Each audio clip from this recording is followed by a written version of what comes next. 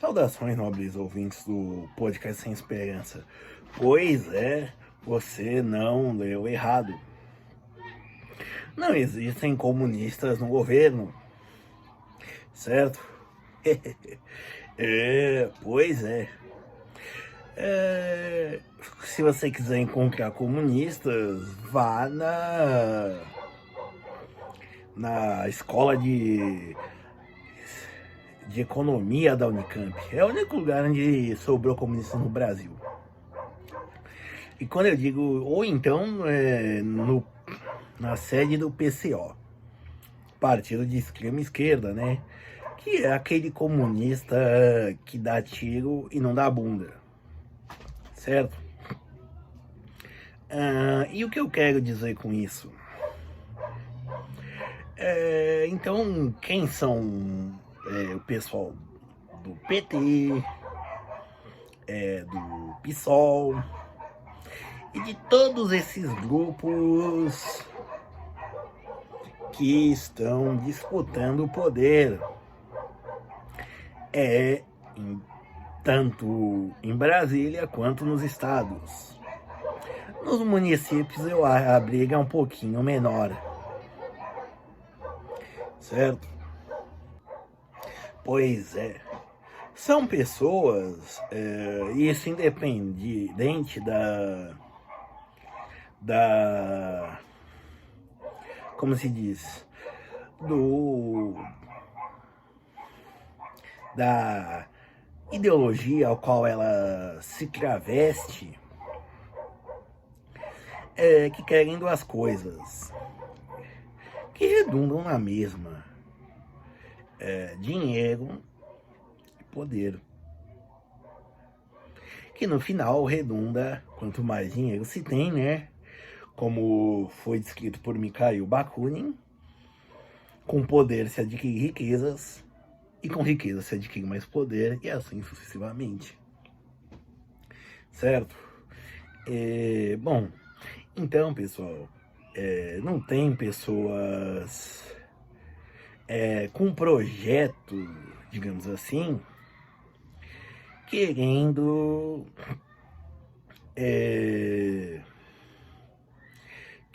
tomar a sua casa, tomar os seus bens, certo? Tomar o seu dinheiro. Isso daí já se faz. A gente chama de bancos, tá? Certo? Você deve no consignado não, perdão. Você deve no financiamento do seu carro, eles tomam seu carro. Você vai fazer um distrato com a empreiteira, você perde a sua propriedade. Você deve condomínio, a sua casa vai para penhora,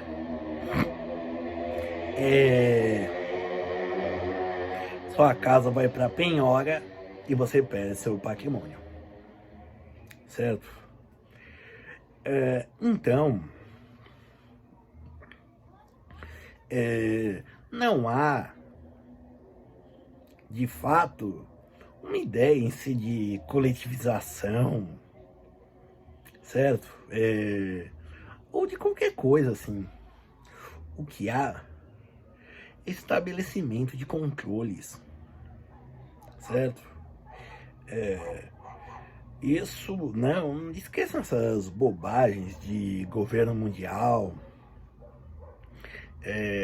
grupo Bilderberg, Bohemian Group, família Rothschild, por aí vai, certo? Rockefellers, tá? Tudo isso é bobagem, certo? Por exemplo, o capital chinês, árabe e russo, por exemplo, em menor medida o japonês, que dominam o mercado mundial em termos de investimentos, é porque eles estão simplesmente com um excesso de dinheiro para gastar, certo? E como eu disse, dinheiro compra poder, poder compra abre mais possibilidades de dinheiro. E, consequentemente, o ciclo se continua. Certo? Assim como foi com a burguesia inglesa, quando ela já ganhou rios de dinheiro com a industrialização, quando ela ganhou rios de dinheiro emprestando para a burguesia francesa, quando ela investiu em ferrovias e por aí vai. Aí depois da Segunda Guerra Mundial veio o capital americano para reconstruir a Europa. E hoje, China, Rússia, os países do Oriente Médio, né, aqueles reinos do petróleo, fazem, e em menor medida também os japoneses, fazem investimentos ao redor do mundo. Eles não querem coletivizar nada. Eles querem controle, certo? E nisso é que entra essa gente arrivista, certo? Como a nossa classe política e como a classe política de todo mundo, certo?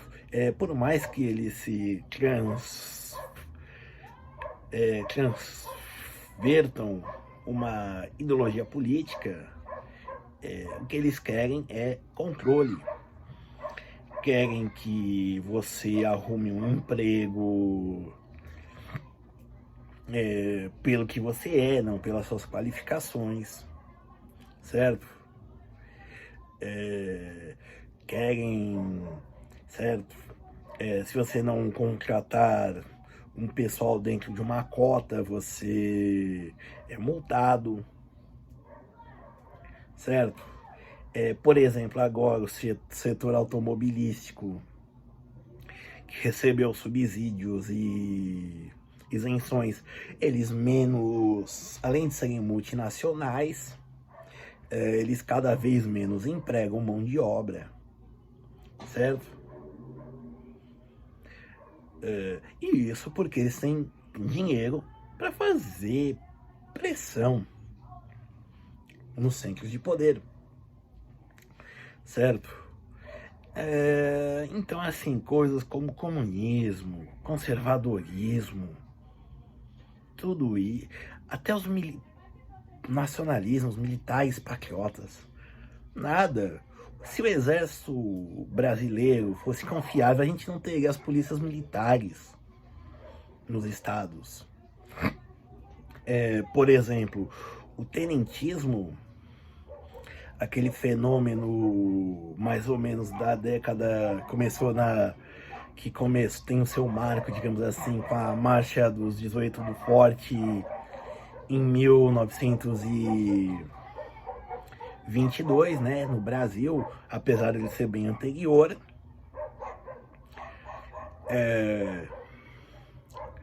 Já nas décadas de 1910 tinha assim satisfação dos tenentes. Aí foi para a Revolução de 1924 aqui em São Paulo, né, reconhecida como a Revolução Esquecida.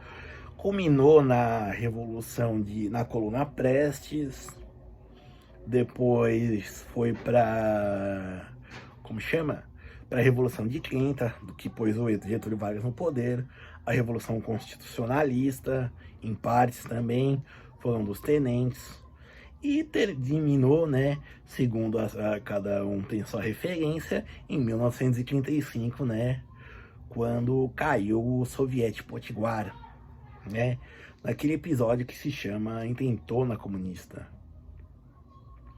certo? E por que isso se deu? Porque simplesmente durante a República e o início do século XX foi se estreitando as possibilidades de ascensão na carreira militar, certo? Em tese, o sistema se tornou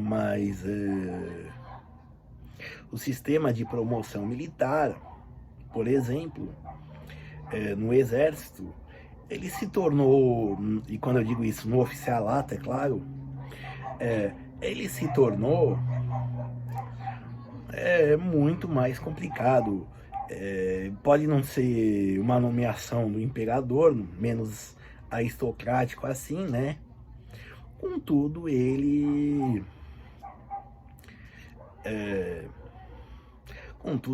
foi dificultado, certo? O exército brasileiro era difícil subir de patente neles. Então, por isso causou a revolta dos tenentes, além de serem extremamente mal pagos, né?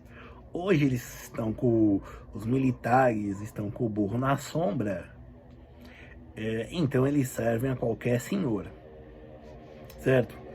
É aquele negócio, poder, dinheiro, dinheiro, poder, certo? Então, o que eu digo, esse disfarce de comunismo, esse disfarce de nova ordem mundial, né? Agenda 2030, que eu já falei que é uma coisa de uma cosmovisão egocêntrica, né? Tudo isso é só uma coisa, é só sobre uma coisa: poder, vaidade, always vanity, certo? É gente que acredita estar fazendo certo, que cria mecanismos porque não tem força própria, que criam mecanismos de se instalar, principalmente no Estado, para estabelecer o que eles acham certo, né? E quer que todo mundo siga.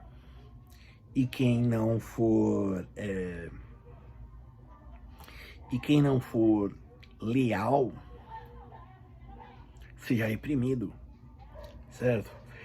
Então esqueçam bobagens de gaysismo, genocídio branco, o que mais? Invasão da Europa por muçulmanos.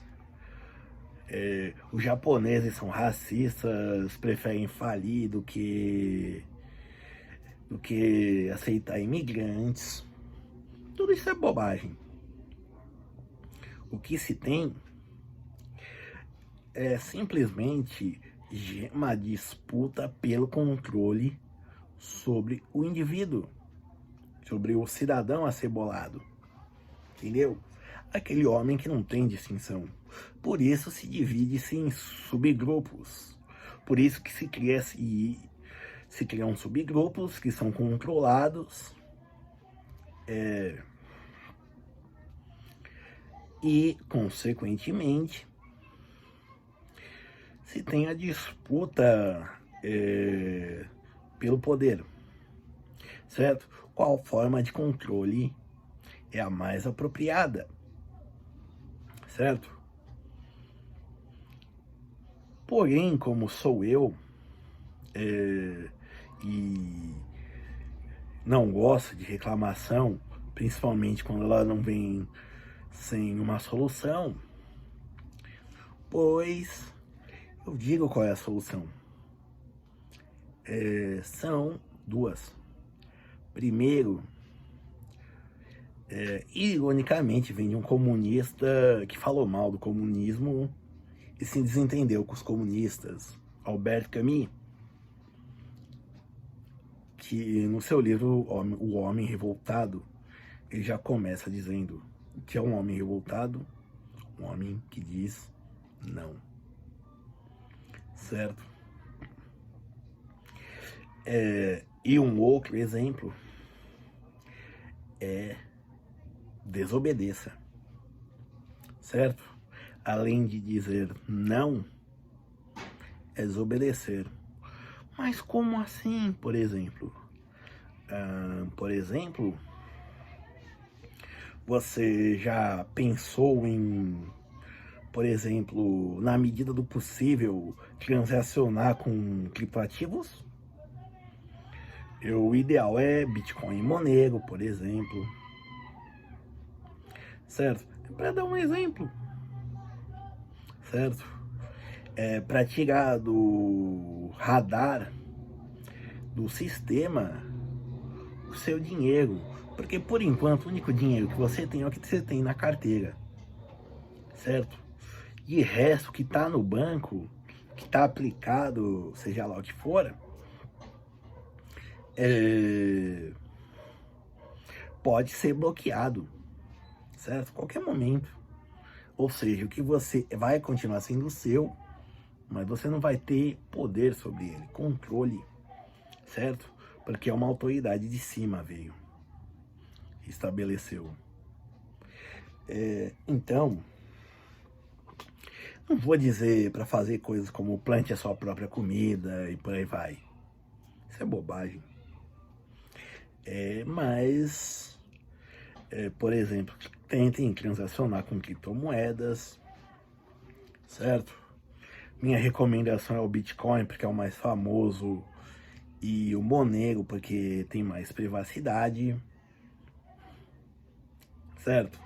Mas, se possível, compre metais preciosos, como ouro e prata, certo?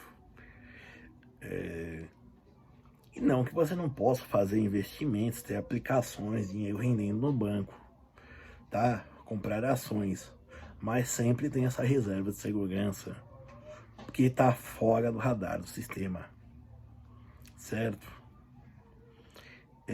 Para que caso você precise, você que quer ser livre, que não quer ser um escravo desse sistema, que quer controlar, independente do lado que ele se assuma, você tem que, de fato, estar preparado para fugir. Ou até se entregar. Porque vai chegar um momento em que simplesmente não vai ter mais espaço em prisão se as pessoas começarem a desobedecer de fato. Certo? Então é isso. Desobedeçam e digam não. Ou então se juntem ao poder. Afinal, ter poder é bom, é gostoso, é ótimo mandar. Obrigado.